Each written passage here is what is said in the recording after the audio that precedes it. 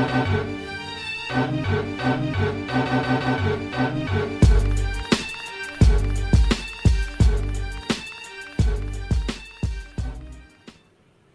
Suns get stunned in Arizona. Money-making Mitch got his own persona. Dropping dimes every which way, dominating like Dr. J. Randall and Franks got Phoenix running a lap as they put the Australian NBL on the map. Oh, here goes. And welcome to episode 46 of Throwback Hoops. Woody V is in the house. Please do follow the show on YouTube and wherever you listen to your podcasts. You would have just heard me spit some of my own bars with reference to the Adelaide 36ers' fantastic win over the Phoenix Suns, and we'll get into that a little bit later. Now, before I welcome everyone, I just wanted to take a minute to pay tribute to my man Coolio. The "oh, here goes" you hear from me at the start of every episode was a line used by Coolio during the theme song to Keenan and Kel. Coolio passed away during the week and was someone we all admired a lot. He was a terrific entertainer, so rest in peace to Coolio. And with that, a warm welcome to my co-host, Robbie Clayton. How are you, man? What's up, Woods? Good to be here, mate. And, mate, you're writing your own rap songs now. I'm liking that. Yeah, good stuff. Thanks, man. I really appreciate it. And we also have a very good friend of Throwback Hoops on the show today. Andrew Canion, fresh off a stint at the Blitz in Darwin from the NBL podcast, is in the building. You ready to chop it up, AC? Fellas, I am ready to chop it up. Chop, chop. Let's get to it. I'm excited to be here. Thanks for having me. No, thanks. Pleasure, It's always fun having you on the show and talking basketball, Andrew. All right. So, Andrew, you know, as you come on the show, you got to wear some memorabilia, showcase a jersey, a shirt. I see you got something right there. So why don't you tell the audience a little bit about what you're rocking today? Yeah, I sure do. So as you guys probably know, I'm not a huge jersey collector. So when you say bring a jersey, options are limited. So I thought I'd bend the rules just a little bit and hope you'd be okay with that. So today I am rocking in, it's a Perth Bandits NBL Blitz Tour Darwin 2022. My good mate Nick Tan, Perth Bandits, obviously, whipped these up for me as a surprise. So we got up to Darwin and we were rocking the Perth Bandits tour shirts when we were up there for the Blitz. And he actually had 3 of them made. It was really quite clever. So I was wearing the orange. There was a black and a white, which are actually the 3 colours of the Northern Territory flag. So he thought it through. So he was wearing one, and he had his cousin who was up there, spent a day with us, wearing the other. So Perth Bandits, I'm representing them as an official team of the NBL today. It's brilliant. At least there's some meaning behind that and recent meaning as well. And shout out to Nick Tan. He put a lot of thought, obviously, into creating those jerseys. And great work you did, by the way, over there in Darwin. We heard all the podcasts, so kudos to you, my man. Thanks, man. You want to know what I had for dinner tonight? No, I do not know. Sonic in the microwave. It's only 5 o'clock there, isn't it, man? In Perth, you haven't eaten yet, man. You know, I had Subway. What'd you have, bro? I know what you had. You had pasta. Pizza and pasta, yeah. Yeah, I know. All right. Okay, let's move on. Robbie. All right, man. Also very much in the theme of things today. Why don't you tell the audience a little bit about the jersey you got hanging up and the jersey you're wearing right now? Yeah. Definitely would. So look, as you know, mate, a little bit underprepared this week. Had a bit of a crazy week, so not going to go on my massive spiel with the jerseys like I normally do. But hanging behind me is a Paddy Mills jersey, sort of representing their bronze medal in the Tokyo Olympics. So thought I'd hang that one. But look, I'll stand up and show you the one I'm wearing. Pretty sort of meaningful after what we saw take place on the weekend, Wood. So it actually arrived in the mail today too. So I've ripped the tag off and I'll show you this one. And to everyone who can't see, Robbie actually ordered this at the bronze medal game from our seats. It's a Lauren Jackson number 25 Boomers jersey. And Robbie, while you were just standing up, I was telling the audience about how you're sitting in our seats during the bronze medal games, ordering that on your phone. Exactly right. Yeah, well, I wanted to buy one at the game, didn't I? And for some reason, they thought, they probably wouldn't get stock in for the finals games, which is a bit crazy because I think a lot of people would have been buying them that day there. Hey, they were sold out after a couple of days, man. Not even the finals, right? Obviously, didn't sort of appreciate sort of the interest there'd be for them. But yeah, had to get the LJ jersey. Look, I've told the story a bit on the podcast. I was lucky to cover a game in the NBL 1 East this year. Got to meet her and have a nice chat with her after the game. And yeah, it was just so special. I mean, I know we're going to talk about it a little bit in the show, but it was really special being there, wasn't it, Woods? Knowing that was the last game and seeing the emotion there and everything. So, yeah, just a real shout-out to the absolute GOAT there. I also wanted to show off, and I haven't had a bobblehead for a while, have I, Wood? So no, you haven't, man. A bit of a rare one here I got quite a while ago, actually. So, it's my LJ Seattle bobblehead there. So, that way, yeah. So a little bit of a story about this one too. When I met LJ after that NBL one game, I was having a bit of a chat with her, and I told her I had that bobblehead, and she was actually really excited to hear that. She's like, "Oh, is it wearing the white jersey or the green jersey?" I'm like, "Oh, it's the green one." So she was obviously pretty aware of those bobbleheads. And again, one of those stadium giveaways. I think it's whatever this is, Virginia Mason Team Medicine or something. So it was obviously a sponsor that night, and yeah, holding up one of her MVP trophies there. So yeah, just a big shout out to Lauren the Goat Jackson. Robbie, and you said it was actually a pleasure being there, watching the last bit of the game and taking it all in. We were lucky we weren't at home watching on ESPN, right? Oh, absolutely. What a nightmare they had, right? Jeez, our phones were blowing up, weren't they? What's going on? Yeah, look, we were at the game, we're seeing it all, but yeah. Just dropped the vision. Yeah, it wasn't a great moment, was it? No, definitely not. And what about yourself there, Woods? I can see you rocking an old school champion jersey there. You stand up and I'll tell you. Also very fitting, man. So yeah. So Woody standing up wearing the old school champion Golden State Warriors Tim Hardaway jersey. Loving that jersey. You like those old champion ones there, Woods? So yeah, as you said, pretty topical at the moment. Why don't you tell us a little bit about Mr. Hardaway? The killer crossover, man. You know, we always remember that. Right? Yeah, for sure. And even Andrew, even though right now he might not be the biggest NBA guy, back then he was. So I know he remembers Tim Hardaway, you know, and Run TMC. Run TMC, man. And it had a white guy. Chris Exactly, right? But yeah, you know, just inducted into the Naismith Hall of Fame of this last week. Very deserving. You know, his son obviously is now an NBA player as well. Just some accolades, which actually put him into that higher echelon and got him into that Hall of Fame. 5-time NBA All-Star, All-NBA first teamer in 97. 5-time NBA All-Star, 3-time All-NBA second team, All-NBA rookie first team. Had a storied career with the Golden State Warriors, Miami Heat, Dallas Mavericks, Denver Nuggets, and Indiana Pacers. What do you remember about Timmy Hardaway? Robbie? Well, I mean, I loved his game. You know, he had that sort of, you know, bit of showmanship to him with, you know, as we said, the UTEP two-step and that crossover that he had. But I'm actually liking sort of hearing some of the stories from his ex-teammates and everything that have come out this week. You can see how much he meant to them, and he's still such a popular sort of player there. So, yeah, he had a bit of a journeyman career at the end, didn't he? But obviously, yeah, it was probably with Golden State where people maybe remember him the most. Yep, and that friendship between the three of those guys, Mitch Richmond, Chris Mullin, Tim Hardaway, it's just heartwarming to see. So the fact that they still maintain that over all these years and are still thick as thieves, that's amazing. Yeah. Absolutely. And how low down is that Golden State on that jersey there? It's those old ones like that, the Warriors. Yeah. Halfway down the jersey. This is probably from 1991, 92. Very early. So it's a classic. Don't get it out often, but I thought it'd be a good time to do it. All right. So good time to do so. Thanks, guys, and really appreciate all three of you making that effort and really fitting the various different jerseys and T-shirts we've worn this week. So thanks a lot for that. All right, let's get into it. Women's World Cup, guys. So maybe I'll throw over to, I know Robbie and me were there. Andrew, I know you got a chance to watch that the last bit of the tournament, you know, after your NBL Blitz, you know, responsibilities were done. So tell me a little bit about what you thought about that.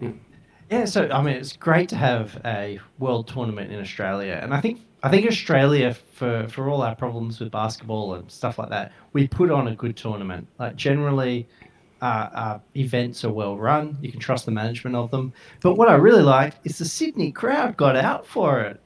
Like, absolutely. Well done, Sydney. So often Sydney is seen, like in NBL circles anyway, as kind of like a front-running crowd. You know, they'll show up if there's winners or somebody they really want to support. But it seemed like the city just got around this thing. So, you know, that's for me looking at it from the other side of the country. It looked awesome. I think it was really thinking about the two critical games though, right? You had the China game, which they just lost, which is a real bummer. And I don't know how much detail you want me to go into, but I just look at that as a real lost opportunity. I think Sandy Brondello, I'm not inspired by her as a coach. You know, like she's done well. You know, she's turned them around, so results on the board. But I don't know. I just think not putting Lauren Jackson into that game at any point in time just felt like she was just had a game plan scripted out and wasn't able to respond to the moment. So that was a bit disappointing. As much as we had then the turnaround and the dream finish to win the next game with LJ starring, it's very much a case of what could have been. It's like, oh God, could she have had that game beforehand? Yeah. Having said all that though, it's so much better to win a game for bronze than to lose a game for silver. Yep. So I don't know. It's almost like maybe it worked out for the best. LJ having a big game and ending on a win rather than potentially having a good game and then ending on a loss. I don't know what you guys think about that. It's funny, Andrew. We sort of thought the same, as much as we'd have loved him to play in that gold medal game, being at that game and just seeing how happy they were to get a win in that final game. So it was kind of mixed emotions. Look, I definitely agree with what you said about that China game. Look, it almost felt to me like Brondillo forgot about Jackson. I know she's come out and said that she was trying to save her for the bronze medal game. It's easy to sort of say that now. It just felt strange to me. It felt like she sort of got a little bit mixed up with her rotations. So, yeah, I mean, I guess it's a big sort of case of what if. I mean, why would you have not even put her in that last play, against China? The biggest body on the court, the most experienced player, she can hit that three, It just seemed very strange to me. But, look, again, it was so great to see her sort of play so well. I mean, just carved it up, didn't she, Woods? We were almost laughing. She just had the ball on a string in that, in that second half in particular, and no one could stop her for Canada. I mean, that was actually a bit of a game, wasn't it, for half a game? Canada actually came out pretty well.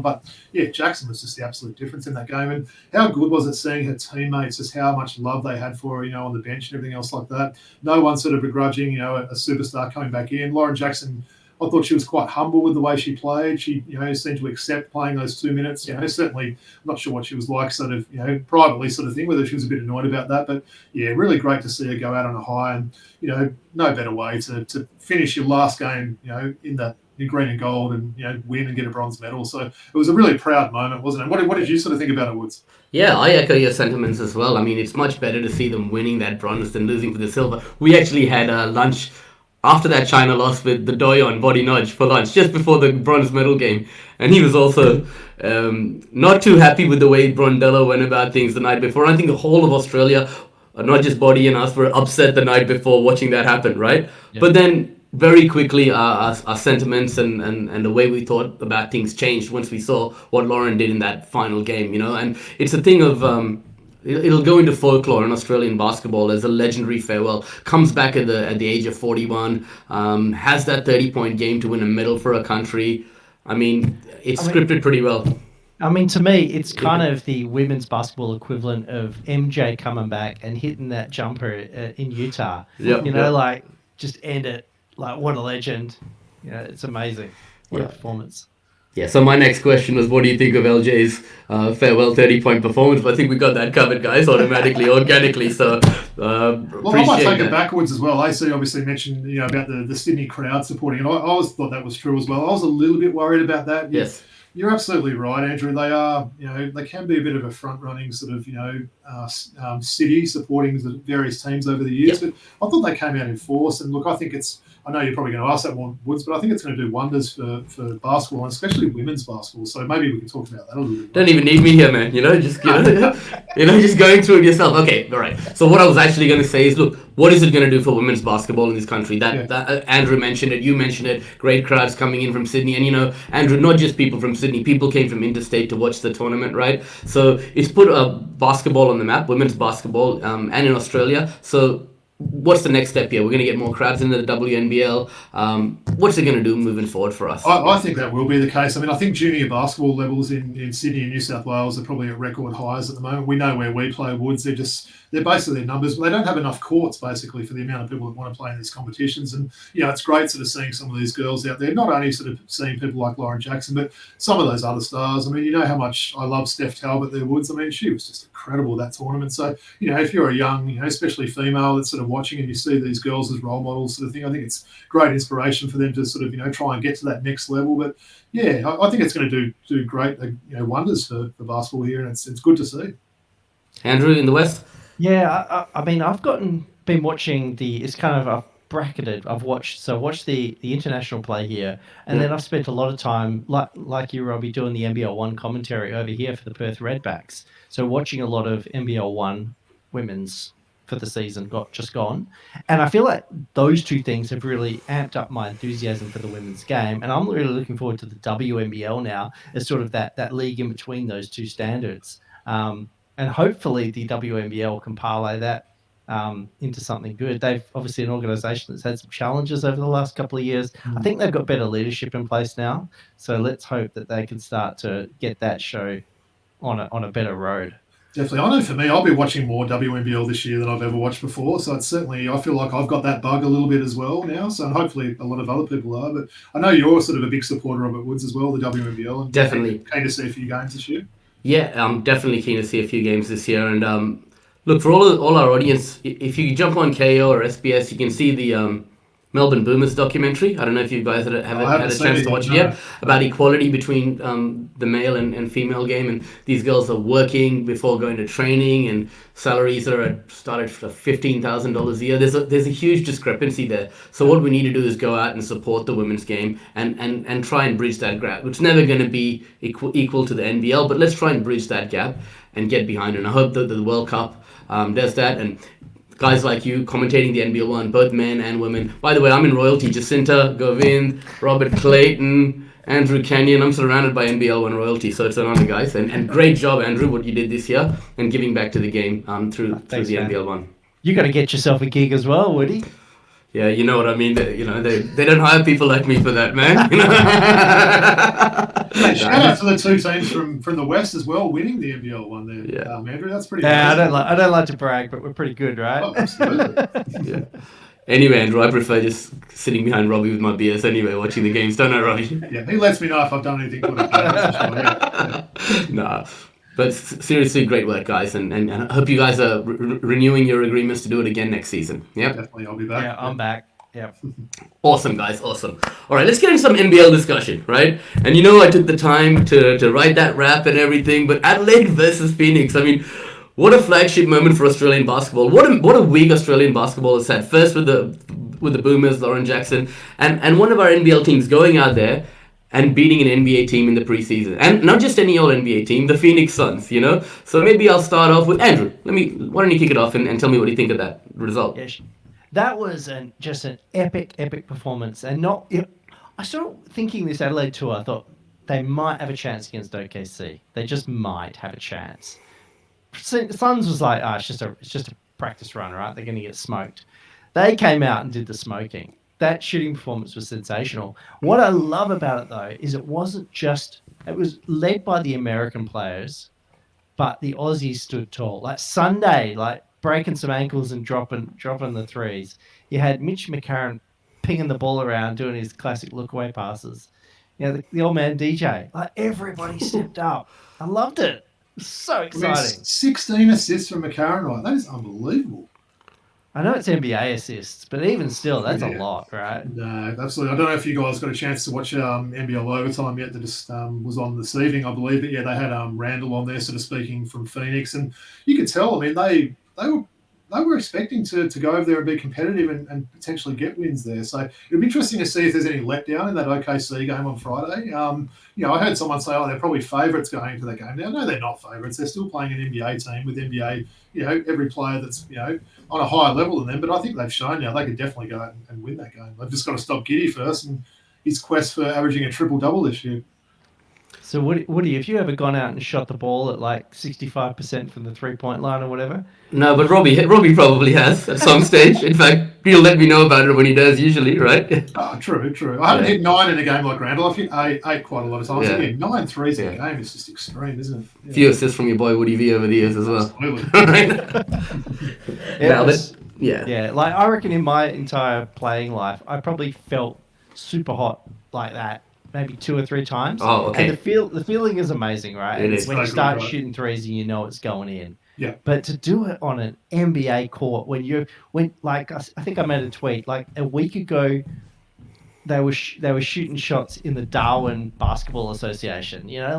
How bizarre to go from Darwin, where just random Aussies and thongs walking past you, to suddenly you're in an NBA building and you're doing that. It's just incredible. Against a couple of smug guys like Chris Paul and Devin Booker makes it even better as well. I was waiting for that. No, I was actually on your podcast, the Pocket Podcast last week, and we were talking about Randall and how he's a yes player, and he takes some really ill-advised shots, right? I mean, one day those shots are going to drop and you're going to have your day in the sun, and it just happened to be that day. And okay, I mean, all these talk about these guys getting, Exhibit 10 deals, training camp deals off the back of one big game shooting. That's a bit exorbitant. I don't think that's going to happen, right? But Robbie, I think No, they'll be I don't coming think back. it will. I mean, look, all the NBA teams are certainly aware of guys like Robert Franks and Randall and stuff like that. It's not like they haven't heard of these people before. But yeah, look, it might help their case eventually. But I think they're going to need to see a little bit more in the season just to make sure that wasn't a one-off game. But certainly won't do their chances any harm, though, will it? No. Well, terrific to see, and I think they might even actually go in as slight favourites over OKC. Did you hear what the odds were for that game against Adelaide? They were 55-1, Adelaide. So we had a few bucks. I should have had a bite there, man. Should have had a bite there. Sure, right? Yeah. Oh my God, 55-1. 55. Mind you, I still wouldn't have done it. No, me too. Okay. So I just brought up the screen there. Sorry, it's a bit small. There's a lot of games this week, guys. So I'm just going to go through the round. And then you guys can sort of give me your thoughts on how you think the penny is going to drop. And just a little bit about how you think some of these teams were doing in after round one. So let's start off with, Robbie, let's start off with you. Illawarra and South East Melbourne. I actually like this game, actually. I know we're going up for a bit of an end-of-season night tomorrow night, Wood, so we'll try and make sure they get that on the TV there. Look, I actually thought Illawarra were pretty good against Sydney last week. I know everyone's talking a lot about Sydney and, obviously what Walton Jr. did and stuff like that. I thought Illawarra were pretty decent in that game. So, yeah, looking forward to that. I heard Joe Cheese coming back sooner rather than later. It's not going to be this round, but... yeah, look, I'm going to say Illawarra get their first win of the season at home under Coach JJ for that one. Shout out to Coach JJ. All right, Andrew, moving on to you, New Zealand Breakers versus the Tasmania Jack Jumpers. All right, so yeah. Yeah, look, I've got the New Zealand Breakers down to win this one, probably in a canter. First game back in New Zealand for a long time, so it's going to be amped. Yeah. They're going to be ready to put on a show. I don't care what players they've got and whether they were or weren't there last year. They'll know what it's all about. They're going to turn up. The Jack Jumpers have been terrible.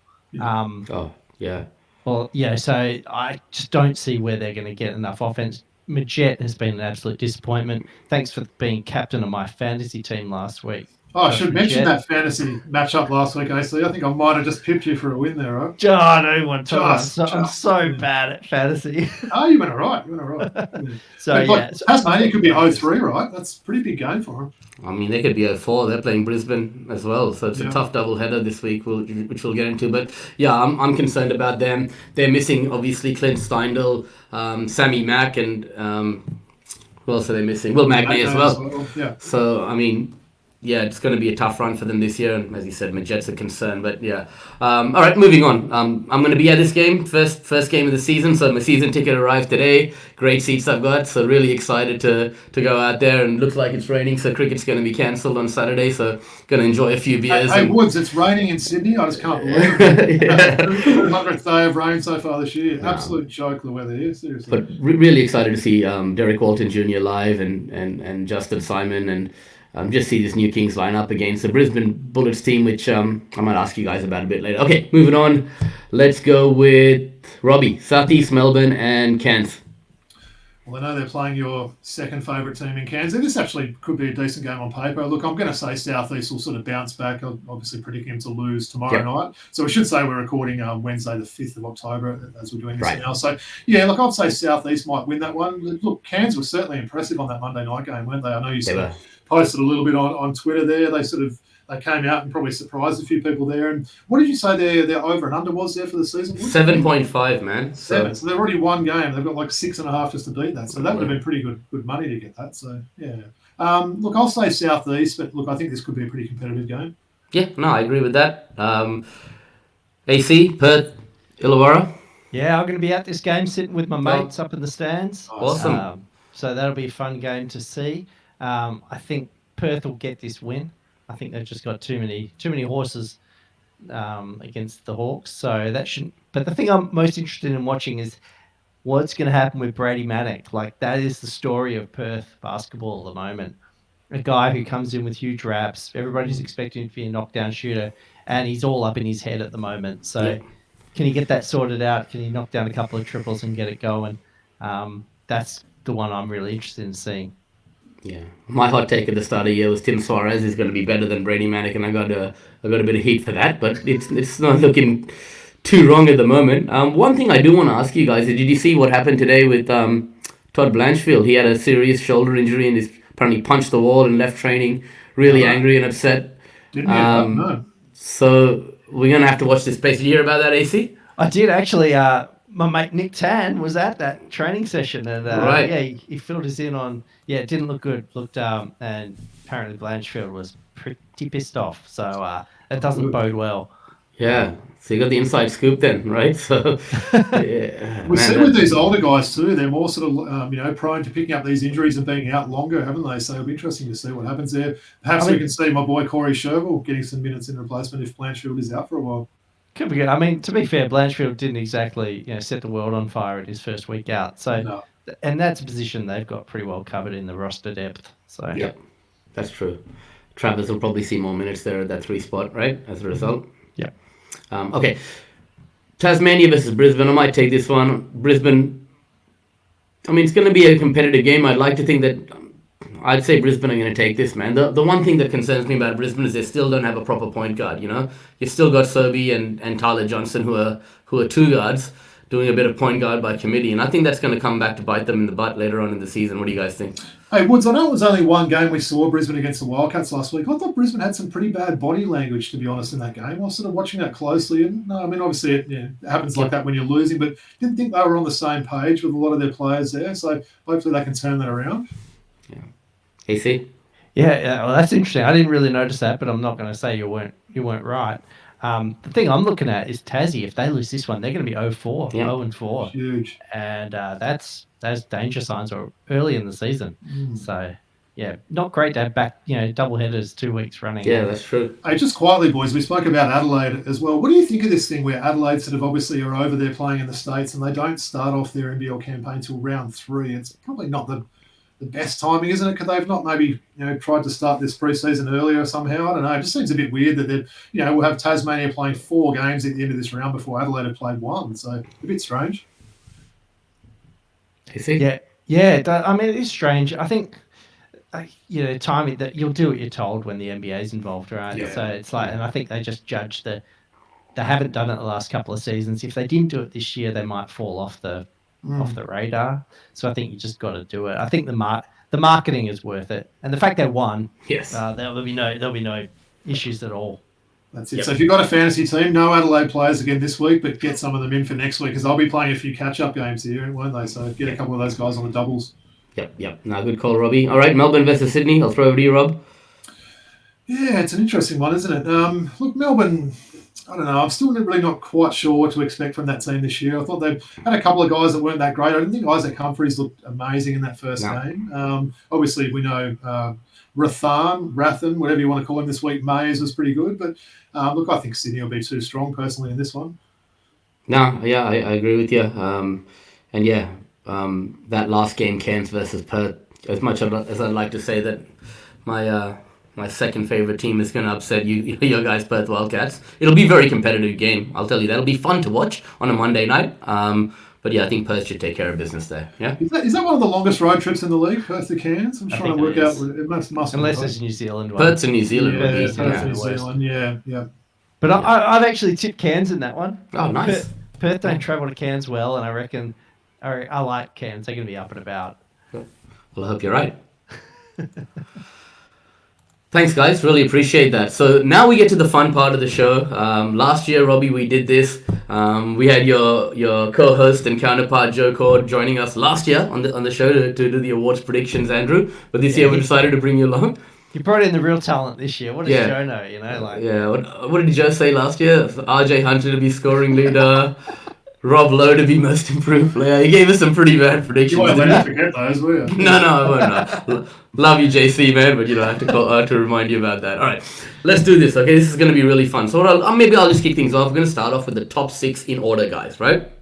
All right, and so the top 4 obviously making the playoffs. The 5th and 6th team making the play-in. Right? So I've got Perth as number 1. This is probably the first time I'm ever going to say this, but I feel Perth is going to finish off 1, Sydney 2, Adelaide 3. Southeast Melbourne 4, and then Melbourne and Cairns to be the 5th and the 6th team. I've gone out on a limb and say Brisbane will probably not make it. So that's me. Maybe we'll throw over to you, Robbie. Yeah, look, having the internet's breaking up a bit here. I'm not going to say whose fault it is this week, Woods, after blaming you last week when it was mine. So hopefully you're fine today. It's all right for you? Okay. Yeah. Right. Look, I'm going to say I'll say Sydney, then Perth, Adelaide 3, Southeast 4, Brisbane 5, and Melbourne 6. And if you want to know my bottom 4 as well, I'll have New Zealand, Illawarra, Cairns, and Tassie as the Wooden Spooners. Okay. I'm cheating here a little bit because I went out and gave my rankings on NBL Pocket Podcast, but already I'm making some adjustments. Okay, that's cool. That's cool. So for the top 4 or 6, I've got Adelaide coming in number 1, followed by Perth, then Sydney, then Brisbane, and then I've got Melbourne Southeast in that 5-6 Right. spot. So Cairns, Illawarra, Tasmania, and New Zealand to miss out for you, right? Yeah. Okay. No, that they're all reasonable. I mean, it's probably the first time Robbie's gonna say Sydney's gonna come first, and Woody's gonna say Perth is gonna come first.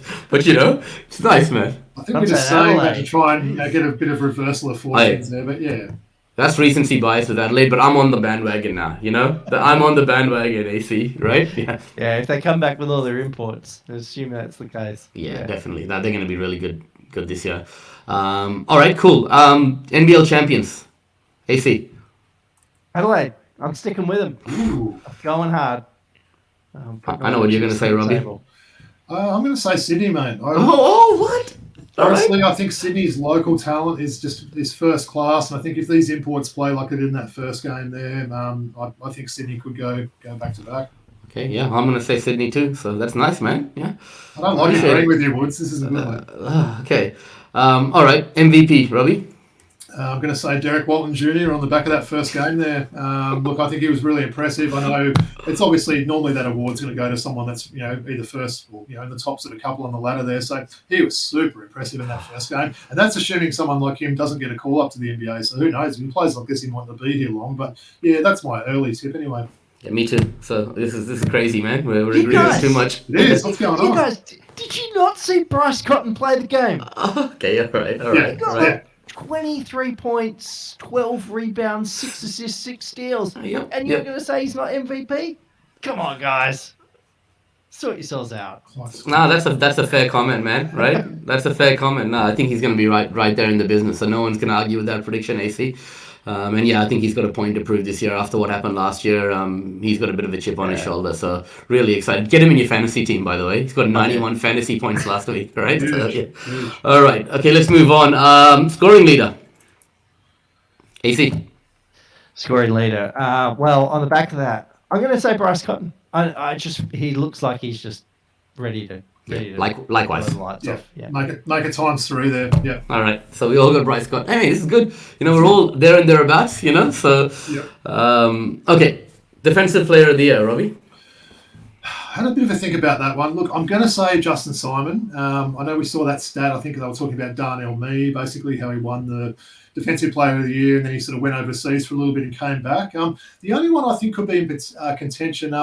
What's the name of that big guy for New Zealand, Woods? I can't remember. What's his name, AC? Rob Lowe. What's his name, AC? What's his name? Pardon me? Oh, yeah, that's it. All right, that's it. I like the way they. He's a beast, man. He's a beast. I'm going to say Simon, maybe just Pip's pardon there. Yep. AC? Got Antonius Cleveland. Fair.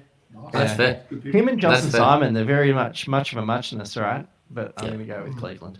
I got my man Justin Simon, right? So between the three of us, we've chosen the Defensive Player of the Year for the last 2 years, right? So Sydney are going to be winning a few awards, by the way. We're talking about this. I just can't believe you're so much on the Sydney bandwagon, Robbie. I like this team. I do too. I don't know what you've done to I think Robbie, they're a better defensive team than last year. That's Yep. the big one for me. I think with Suarez and Justin Simon there, I think they've improved their defense. We know how good Cooks is there, so.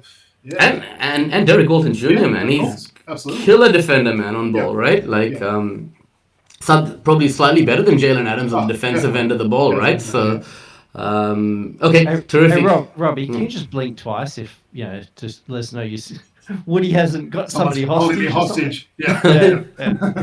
I love it. I love the King's love. King's love. Love it. All right, okay, most improved player. I think we're all going to be pretty much around the same boat here, but maybe AC, go for it. Lockie Dent. Okay, I know, that's a hot take.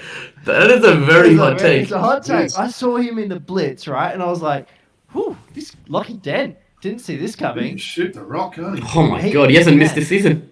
Wow. I knew for sure that it was a certain thing when I went out to the car park after the games one night, and there were groupies, and they wanted to talk to either the American imports or Lockie Dent. Oh, what? Like, man, Darwin that guy's- groupies? I thought you were going to say he was out there shooting from the car park. I said, you could have done that too, right? So Lockie Dent for mine, most improved. I have a feeling we're going to say the same on this one, Woods. BMW, Billy McDowell White, I man. think so as well, yeah, because I think he had a little bit of a down year last year. Obviously, it wasn't a great year for New Zealand, but yeah, like the way he looked in that first game, and I could see someone like him getting this award. Yeah. I don't know about 16, 8, and 8, as we heard on the huddle, right? That he's going to put up. That's a stretch. But he's always going to be that triple threat, you know? And, you know, it's very rare that an Australian local point guard rather than import gets handed the keys to the offense of an NBL team. So for him to be given that opportunity, he's an NBA level talent, which we've seen in the past before, and having that opportunity, I think he's going to thrive. Yeah. I hope he keeps attacking the rim and takes some more bodies as well. Like Tony Smith-Milner, right? Yeah. Right? Put him on a poster, made him a poster bunny, right? That was awesome. Still say that was the best dunk of last year, but other people might argue with that. Anyway, moving on. Sixth man of the year. Don't tell me you're going to say what I'm going to say again, Arthur. I'm going to get creative on this one. Okay. Did Luke Travers start in that game last week? Yeah. No, he didn't. He came off the bench. All right, Luke Travers. Yeah, he did. Okay. He came off the bench. Yeah, Yeah, so because I'm gonna Blanchfield started. But if this injury for Blanchfield is anything serious, you might find him in the starting lineup. I wrote this lineup. prediction down before I heard about Blanchfield, so I'm going to stick with it. Luke Travers. Have you got a backup option if Travis starts? Who's another wildcat I can say? Well, I've got a wildcat. I've got Corey Webster. You know, coming off the bench, Yeah, sixth man. You know, he's going to be a bit of a microwave. I think generally he's going to give him a bit of a license to, you know, just come on and get quick buckets. And with Xavier Rathan Mays maybe starting a little bit, and you know, he'll start definitely. Yeah, and then you've got Jack McVeigh, who's going to come off the bench, but now he's starting.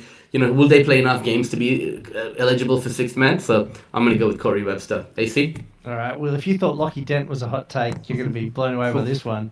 Sixth man of the year, Sean McDonald. Wow. Guy does not Started well, miss. didn't he? Yeah. He doesn't Like miss. him a lot. He's earning playing time in all his performance. He was, just, you know, up in Darwin. He was the same. Got on the court. He was a microwave. I really like him, and I think he's going to surprise some people. Yeah, a lot of recency bias here as well. Though, Oh yeah, of course. But those two guys you speak about, Lockie Dent and Sean McDonald, they've followed similar trajectories, you know, being DP players, learned from some great players last year, obviously, with the guards that McDonald had, and same with Dent. And this year they've been given an opportunity and they're thriving, right? So it sort of feels like a changing of the guard, sort of like that generation, you know, is phasing out, and the new guys are coming in now, and they're ready to make a mark and get their names sort of imprinted on the league. Yeah, I'll tell you, Lockie Dent reminds me of a little bit.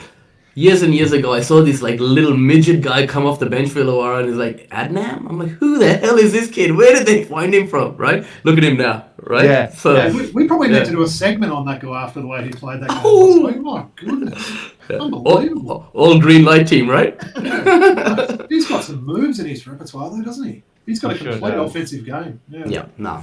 And with Liafa gone, obviously he's got that responsibility now on his shoulders, which is great, you know. Yeah. Okay, so let's talk about Rookie of the Year. Who wants to go first? I'll take it away. I'm going to say, Okay. I'm going to say Wardenberg from Cairns. Yeah. Yeah, really like the way he looked in that first game. I think he's going to get a lot of opportunity for that Taipans team. So I was trying to sort of think of what are some of these guys that have come straight from college. I know there's a few of them this year, but yeah, he'd be the standout for me for that award. AC?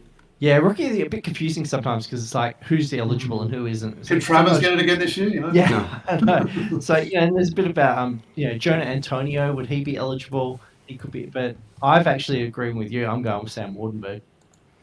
Yeah, I mean, make it 3, right? Because he's going to get that. He's going to get that opportunity to play, and also start straight away on that upstart team. So he's going to get the most opportunity. And I'm just trying to think, guys. Who's the other guys? Ryan Rupert from New Zealand. He could be in the mix, right? Just It's really hard to find finalists, isn't it? Because there was always that rule as well, like about imports, they can't get it. Because remember there was the John Mooney argument as well. They were saying you couldn't get it because he was an import, but he was strictly a rookie. It was his first, professional contract. So yeah, it's a little bit hard, some of the parameters on how they pick this, but I think some of Wardenberg's looking good. Junior Madut from Southeast Melbourne, he must be in the mix there as well if he gets to play. And Antasevich from Southeast Melbourne. For sure. Yeah. Just trying to think if there's anyone else. David Okwera, I think he's playing. He's going to be playing as well. As a backup centre there. You got to get that jersey. What about your boy for Tasmania? Is he eligible? So McDonald. Yeah, I think he would be. He would be. I mean, he could be a sneaky chance, wouldn't he? Right? Yeah. Fair point. Some good rookies this year that we didn't actually think about. Now we think about it. There's actually some good first year pros here, who are actually going to get some burn on the court. So it's really exciting to see. All right, final one, Coach of the Year. All right, I'll take that, and I'll say Adam Ford. He's already coached the year in my book because he came out and talked about the camera work of the NBL's TV coverage. But yeah, he's hit mine for sure. Absolutely, I agree. I'm going to say John Riley. I think obviously I've picked Sydney to be probably the minor premiers and potentially win it. I think Perth are going to be right up there. I think it's going to be a lot better basketball and a big improvement on the stuff they put out last year, the Wildcats. So yeah, I'll take Riley for that award. That's a fair choice. I think you're not wrong about it being a better brand of basketball. Already this one game in, and I'm looking at going, this is more attractive to watch than what we saw last year. Absolutely. So. Yeah, terrific, guys. No, thanks for that. Okay, I'm going to put you on the spot for one last one right here. Ooh. I didn't put it in there or whatever. I thought, let me see if you guys can come up with something on the fly. All NBL first team. Oh, okay. We have to say Walton and Cotton in the backcourt. Done? Yep. Done? Yep. Yep, I'll agree with both of those. All right, so we're done there, so 3 more. Cooks? Yep. Mm-hmm. Mitch Creek's Mitch Creek. Yep. And then what do we need? Another front court player. Another big guy. Just look around. Derek Pardon? What? No, I'll say Robert Franks. Yeah, okay. Okay, fair. that's a good call. That is a good call. Yeah, I think that'd be a nice name. So what are we talking there? Walton Jr., Cotton, Mitch Creek, Xavier Cooks, and Xavier Cooks. Oof. Yep. Hey, good one by committee there, guys. Yeah. Good one by committee there, guys. I think we're all agreed. Too much stuff we're agreeing on, but you know what? We'll have Andrew back on the show later in the year, maybe around the playoff time, and then we'll actually have a look. After these awards are announced, we'll have Andrew back on the show. I'll put this in a spreadsheet or something as well, Wood, so we don't forget everything's in the spreadsheet for you. Yeah, I know, man. Okay. In a spreadsheet. Yeah. I'll just add one more then. Okay, just while we're at it. Sure. Okay. MVP sex symbol. Ooh. Who's it going to be? And I've got my answer. Is there even such a thing? No. It's Rob Lowe. Okay, all right, Rob Lowe. I'm looking up my man JC. Nice. Okay, I would agree if it was Rob Lowe, the actor, True. For sure. Rob Lowe or Rob Palinka, right? Yeah. Awesome. Shout out to you, JC. Shout out to you, JC. Nah, we love you, man. We love you. It's been really fun and really interesting discussion, guys. It's been good. The three of us have a great rapport together, and it's been great. So terrific. Okay, so thanks to everyone for tuning in. Really appreciate all the support as always. Robbie, why don't you quickly go through and tell the audience a little bit about where we can be followed, found, all that jazz. Absolutely, mate. So look, Woody's very sort of active on our Twitter sort of page these days. So please make sure you check that out. So that's at Throwbacks Hoops. We're also on Instagram at throwback.hoops. Of course, our email address, throwbackhoopspodcast@gmail.com. So, please send through any sort of comments or feedback, any jersey requests there. I was having a bit of a look through the cupboard last night, Woods. There is so many jerseys I'm looking forward to sort of, show over these next few episodes. Haven't even touched the surface of these jerseys yet, trust me. So, yeah. What about yourself there, Woods? What do you want to plug? Yeah, look, TikTok, Woody_V83. I've just started posting a few more things on TikTok again. Hey, shout out to Finesse Main, Jaden Oakley, who was on the telecast. Did you see him sitting at the scoreboard of the game? And I think I don't think he paid for those seats somehow. No, he didn't. Melbourne United provided him with the seats, and Homicide, and I think, who was it? Jack Havern, I think it might have been, because that guy's name's Finesse Main. He's got 500,000 Twitter followers or something. That's my boy, man. I was texting him after the time, so shout out to him. So, okay, anyway, back on subject. And And Patreon. Jump on Patreon. If you want to support us, pledge some support to us. We'd really appreciate that. I just want to double that. I want to say, everybody, support your creators who make this stuff, right? It's a few bucks. Throw it to Throwback Hoops, guys. They deserve it. They work hard. They make a good show. They put a lot of planning and effort into making this good for you guys to watch or listen to. So, show your appreciation. Throw a $5 their way. It's totally worth it. That's really nice of you to say, AC, and you guys do a terrific show as well. Actually, it's a good opportunity for me to tell you to give the Pocket Pod a plug, man. Yeah, sure. So I'm usually talking basketball with Joseph Kaur, the guy we've been ripping into, at NBL Pocket Podcast. So website, if you want to find all our episodes and stuff, is just nblpocketpodcast.com. My Twitter account is at Andrew Canion, and that Canion is spelled Canion. Joe is also there at NBL Pocket Pod. But yeah, have a listen to us, but put your money towards Throwback Hoops. Thanks, Andrew. And the latest episode just dropped today, right? So that's covering a little bit about Kai Soto, I see, and Josh Midget. And what do you guys talk about in that episode? Yeah. I tell you what, the fun one is the Milton Doyle experience. Yep. I want to hear all about that. Yeah. So I've sort of been saying Milton Doyle's maybe not best fit for Tasmania because they need somebody who's a bit more dynamic, and I'm worried that Milton Doyle's solid without being dynamic. On Twitter, Milton Doyle's mum came to his defence and sort of questioned my thoughts. I love it. I had a chat with her. We're back and forth. Now we're sliding into each other's DMs. Both of us are now following each other. I love her. She's fantastic. Now Milton Doyle is now my favourite player for the Tassie Jack Jumpers. Oh, awesome. Because his mum is a legend, right? So it's a good reminder as well that, I try not to play the man. I like to play the situation.